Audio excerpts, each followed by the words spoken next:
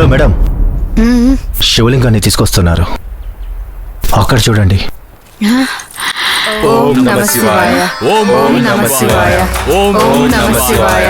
ఓం నమః శివాయ. ఓం నమః శివాయ. ఓం నమః శివాయ.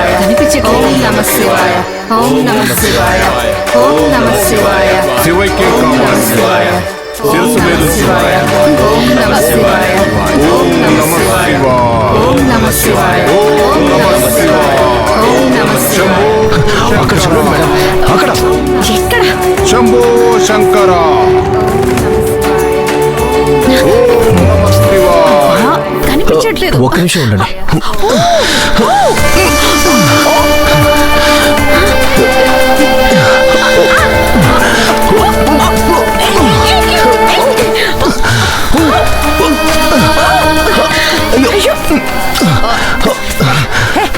లేవండి పైకి.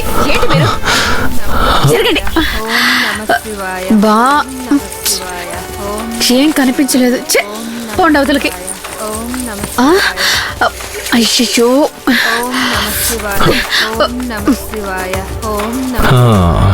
ఆడాళ్ల మీద మగాళ్ళు పడ్డప్పుడు పాపం ఎలా తట్టుకుంటారో ఏమో. అమ్మాయిలే స్ట్రాంగ్ గురు. Experience makes man perfect. Madam, madam, madam, మిమ్మల్ని.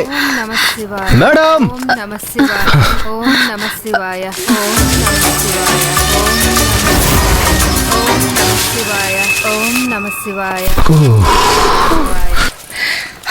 ఏంటి మేడం అలా పరిగెత్తుకుంటూ వచ్చేసారు?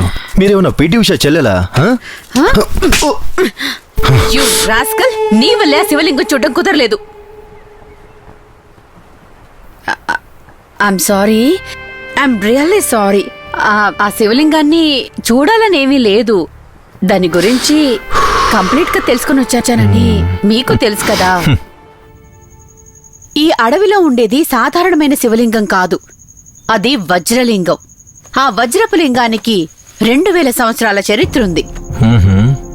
మహమ్మద్ గజనీ మన భారతదేశం మీద 17 సార్లు దండయాత్రలు చేశాడు. ఆ వజ్రపు లింగం మీద కన్నేశాడు. హిందువుల మీద క్రూరంగా దాడి చేసి లక్షలాది ప్రజల్ని చంపి. మేడం, తర్వాత ఏం జరిగిందనేది నేను చెప్తాను. మన దేశంలో అత్యంత విలువైన వజ్రాల్లో ఒకటి కోహినూర్ వజ్రం, మరొకటి ఈ వజ్రలింగం. కోహినూర్ వజ్రాన్ని బ్రిటిష్ వాళ్ళు దోచుకుపోయారు.